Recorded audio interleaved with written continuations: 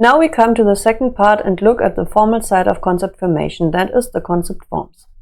In order to understand the development of cognitive ability and consciousness, we will consider the different levels of abstraction of cognition.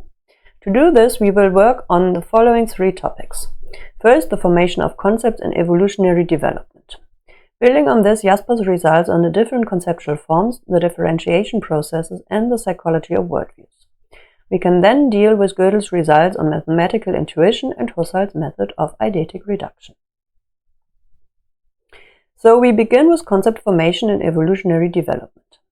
In the course of hominid evolution, cultural intensification took place through the constant expansion of symbol systems and even entire knowledge systems. In these knowledge systems, the network of individual knowledge areas represents the entire system of world knowledge, that is, the existing knowledge about the world and thus ultimately also the world view. Individual areas of knowledge overlap and can be combined into larger structures. For example, a family tree of individual sciences can be formed. The storage of knowledge occurs through the expansion of the outsourcing of knowledge, that is, the external storage of knowledge in external symbols and symbol systems. This forms the external memory field, or external symbolic storage, a term coined by Merlin Donald, for example, in his book A Mind So Rare, The Evolution of Human Consciousness, or in his publication The First Hybrid Minds on Earth. One example is writing. It emerged only a few thousand years ago and provided a revolution in the use of external symbols and storage. Due to the increased outsourcing, knowledge no longer had to be stored exclusively in memory. This changed cognitive behavior because instead of storing everything itself, memory networked with the externalized knowledge. This creates layers of cognitive and cultural evolution that build on each other.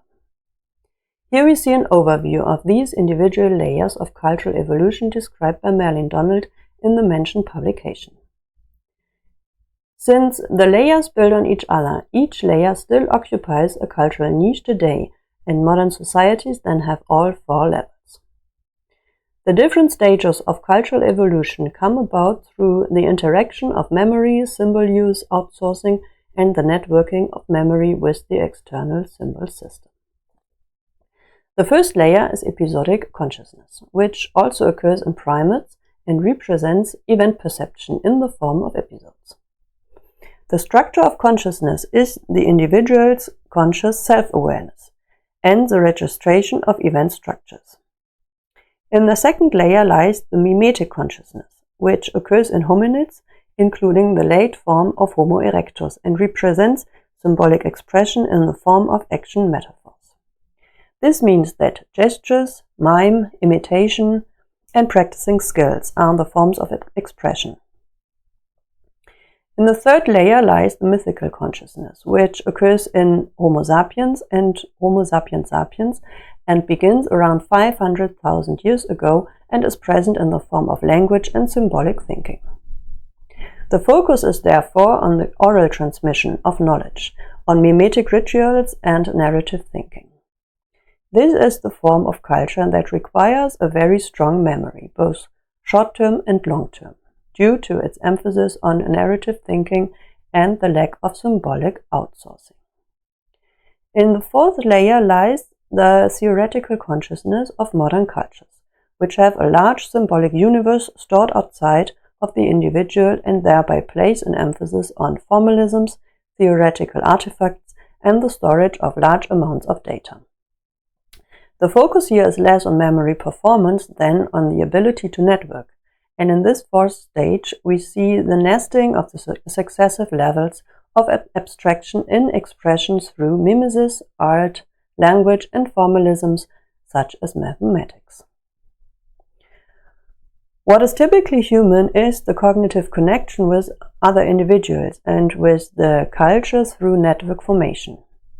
One difference from primates is that primates only have episodic consciousness, and the group bonding is not culturally reinforced as in humans, and therefore no expression through mimesis takes place and no further symbolic development. So, the characteristics of each layer of cultural evolution and symbol use are as follows. The episodic consciousness consists of the representation of events. Memories are a sequence of events and not chaotic.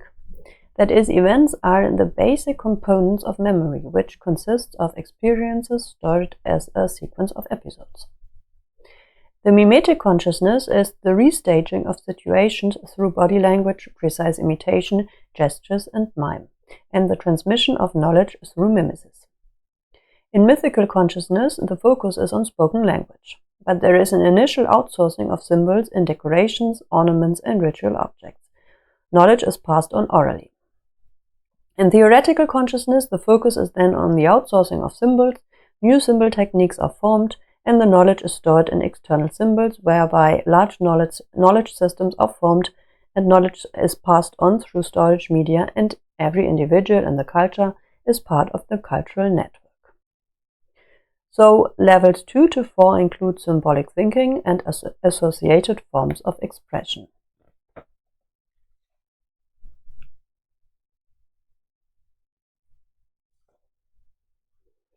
Why is cultural development important? The stages build on each other and are therefore to be understood as a quantitative expansion, not in the sense of better. This expands the radius of action in the world and the radius of knowledge about the world. But mimesis, language, and symbols are always only mediators of thought. The human mind, that is the totality of all forms of consciousness, is infinitely more comprehensive and flexible than all languages and symbols. The basis of all forms of expression is semantic consciousness, that is, the consciousness of meanings, which is thinking. Meanings are stored as concepts or terms in the brain. Through the formation of symbol systems and the storage of knowledge in knowledge systems, systematic knowledge about the world and about the self became possible. That means knowledge systems are summarized in new concepts that represent the worldviews or world concepts. Knowledge is constantly changing, which means that world and self concepts are constantly changing. Concepts therefore play a key role in our world and identity formation, because it is through stored knowledge internally and externally that we form our images of the world and the self. They combine the knowledge modules to form larger concepts such as worldview and self-image, and they always form the connection between these two.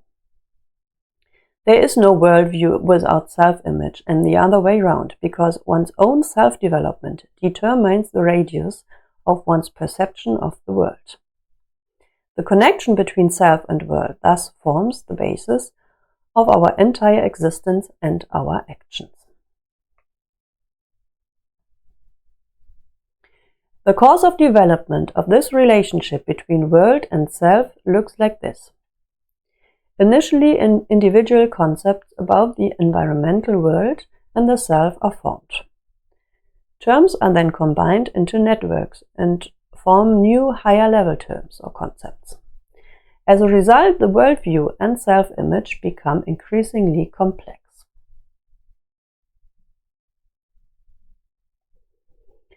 Now let's look at some of Jasper's findings on the psychology of worldviews and, relatedly, the way concepts emerge and in which forms they are present. In his Psychology of Worldviews, Karl Jaspers highlighted the core features of the worldview and our identity formation, that is, our world and self concept, in relation to each other. This relationship between the world and self concept is given by the three modes of existence, as the worldview is always present in us, and through the four differentiation processes, how it changes over development. There are three types of change and an overarching direction of change. The three modes of existence, this means the way in which the worldview is always present in us, they interpenetrate each other and are always present in parallel at the same time. We have already seen these three types in relation to the characterization of concepts. The first type is unconscious and separates into the subconscious and unconscious, or the experience. This is the experienced world that has grown together with the soul. The second type is conscious. This is the objectified conscious world about which information can be given. It doesn't have to stop being intertwined with the soul. More and more content from the unconscious and the subconscious is objectified and emerges into consciousness. This is a never-ending process. The unconscious and subconscious forms the edge of consciousness and shows its effect there as an infinite source. The third way is the known. This is the world that is merely known and not experienced. It is not psychologically effective because the worldview is only acquired knowingly from outside, but is not integrated into the soul.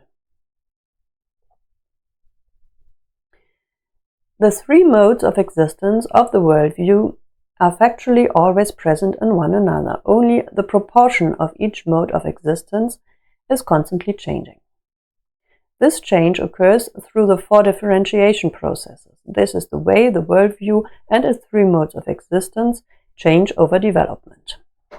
And these four differentiation processes are divided into three types of change. That is, firstly, from what has been experienced to what is known objectively, that is, change from the inside out.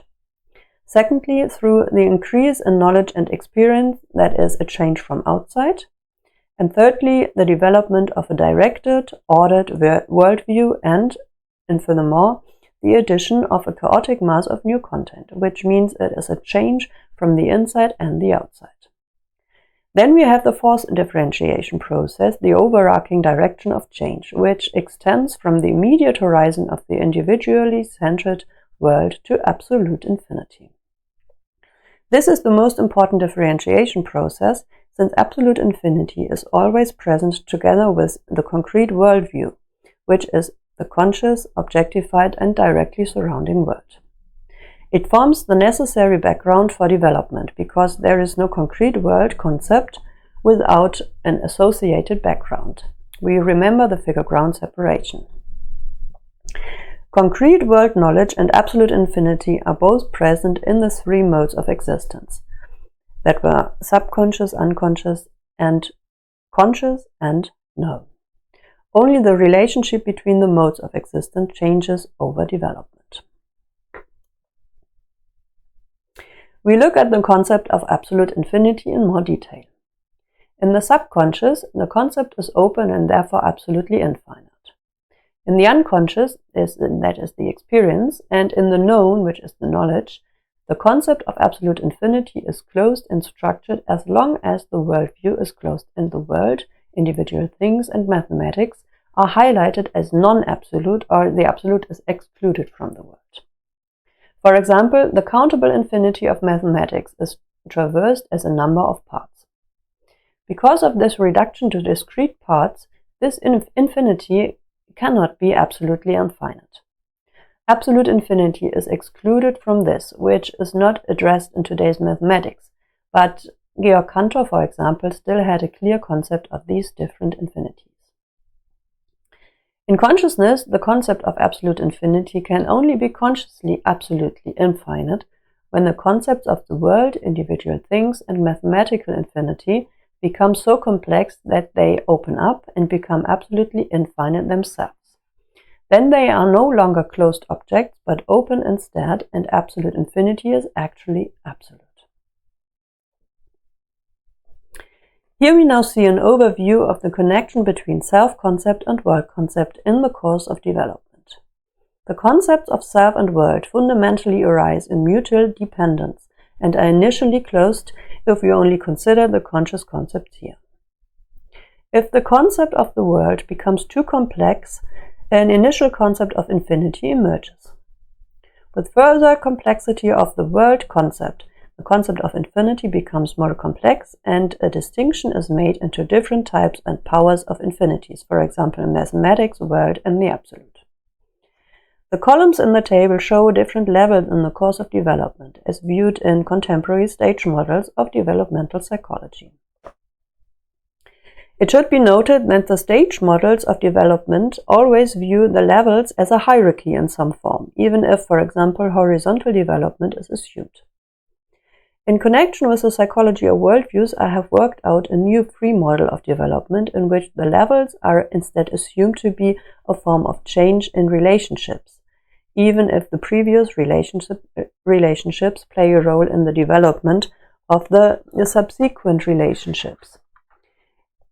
If you would like to delve deeper into this topic, take a look at my publications and also the portfolio of courses. There is a separate, very detailed course on this. In the rows of the table, we see the relationship between the self-concept and the world concept, the absolute and the absolute infinity. The line of the self-concept shows the developmental competence that has been acquired, which we carry in front of us in a certain form, that is, which we consciously master. In the lines of the world concept, we see, on the one hand, the developmental goal, that is, the unconscious content that lies in the immediate background and is to be developed next.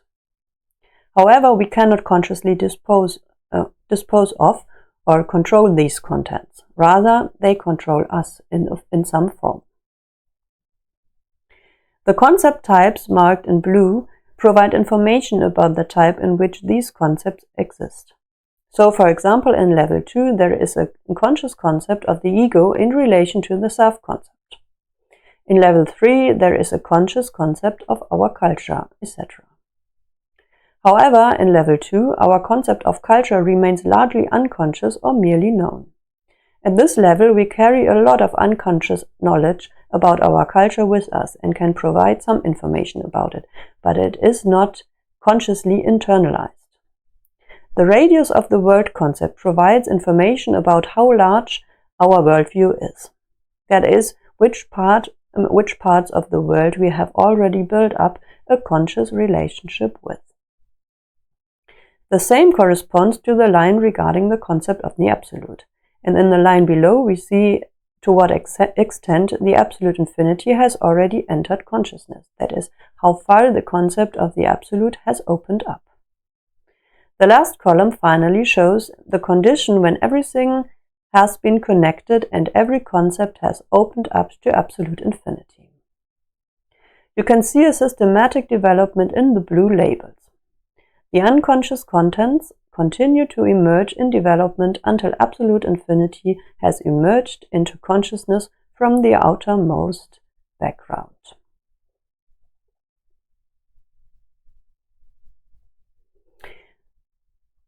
Why do self and worldviews have this structure?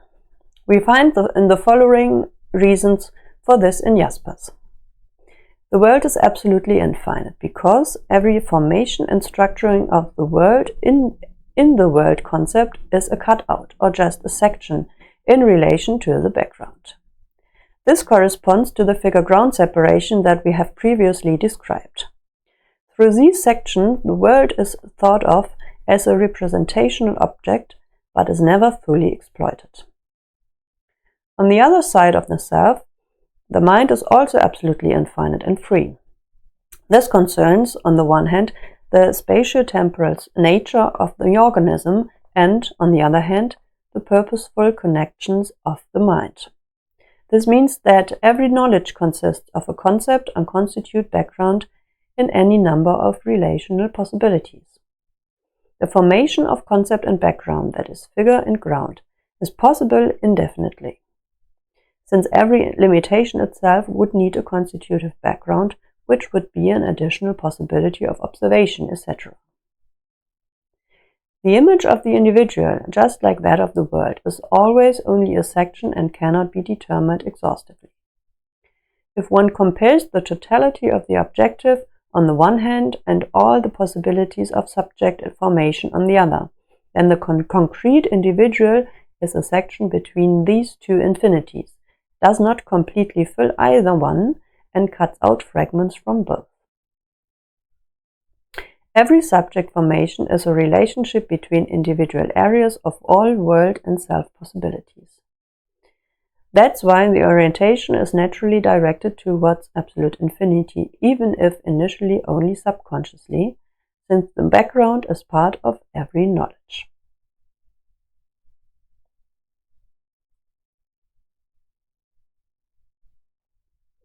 Jaspers also makes a distinction between different infinities. He explicitly describes the world and self as absolute infinity because any structured infinity would be limited. If one thinks of infinity as an object, it loses its specific character because it becomes finite and formed in thought. The infinite itself is not a worldview, but the worldview in the infinite cannot be crystallized as a shell because it continues to progress. That means infinity must remain an open, unstructured concept, since every identification with properties creates a limitation. The worldview within infinity is continuously changing. Absolute infinity and its effect are always present outside and inside. They are necessary background to the concepts of world and self. It is the horizon in which the concepts are formed. In summary, this means the concrete relationship between self and world is formed between individual aspects and constitutes the perception of finitude. The world and self in themselves always remain absolute infinity, no matter what relationships are formed. Now we will deal with some results from Gödel on mathematical intuition and from Husserl on the method of eidetic reduction. In connection with the further development of set theory, Kurt Gödel expressed the need to find new terms for the foundation of mathematics. He represented a Platonic realism in his view of reality, and believed that if we continue to refine our concepts, we will all eventually arrive at the same concepts. This means we can recognize reality with our mind, and there is a necessary connection between reality and mathematical concepts. We can formulate this necessity as the indispensability principle. Physical theories are necessarily realistic, and mathematical theories are indispensable in them. It follows that mathematical objects must be realistic in some form. Gödel was oriented on Husserl in finding new concepts and held the opinion that Husserl's method was the right one to find these new concepts for the foundation of mathematics. Husserl's phenomenological method is eidetic reduction, which involves going back to the essence of things and ignoring subjective attitudes, theoretical presuppositions, etc. As we have seen, there is not just one form of concept, but rather different levels of abstraction in the concept at the content level. Through the eidetic reduction, there is then a progression to the most general essence and the most general conditions of existence. That is why it is possible to form different concepts regarding sets. With Husserl and Gödel, there is no focus on the subjectivity of cognition in logic and mathematics, which would correspond to formalism or constructivism. Otherwise, the objectivity of the content of cognition is ignored. The connection between mathematical intuition and reality, or the a priori conditions and the normative effects in logic, is represented in Husserl by the concept of intentionality, which represents the connection between intellectual concept and worldly content.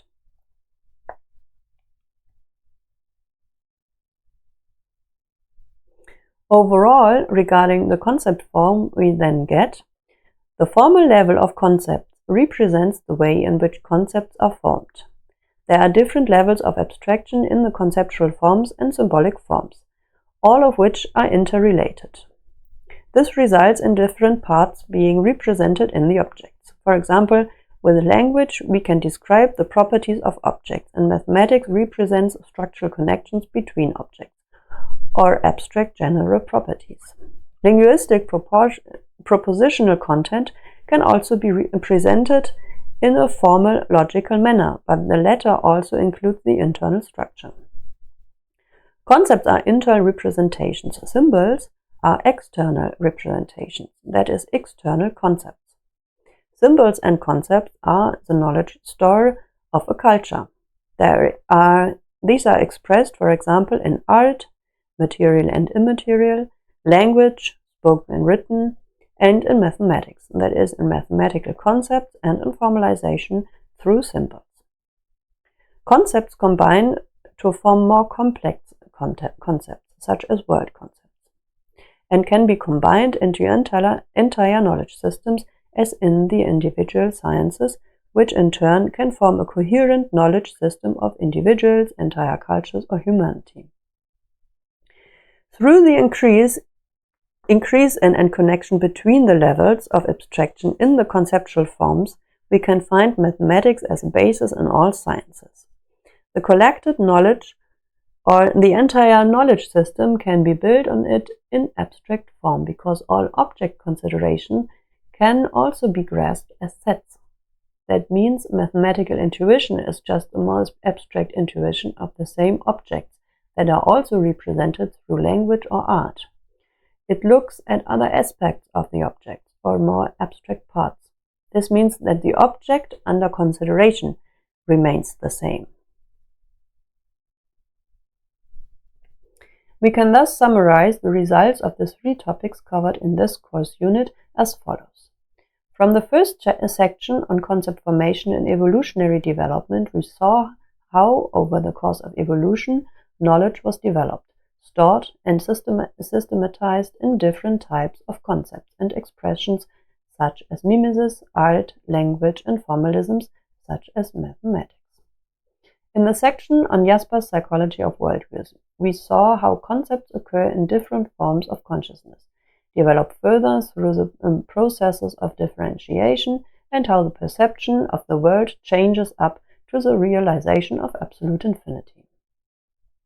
In the section on Gödel's description of mathematical intuition and Husserl's method of eidetic reduction, we on the one hand explain the necessity of the connection between mathematics, or concepts in general, and reality, and on the other hand saw that as we advance in abstraction, we all arrive at the same concept when we move forward to the essence of things through eidetic reduction. This gives us the knowledge of absolute infinity in all forms of consciousness through the processes of development and abstraction. This brings us to the end of this second part, and you can find here the literature used and recommendations for further reading.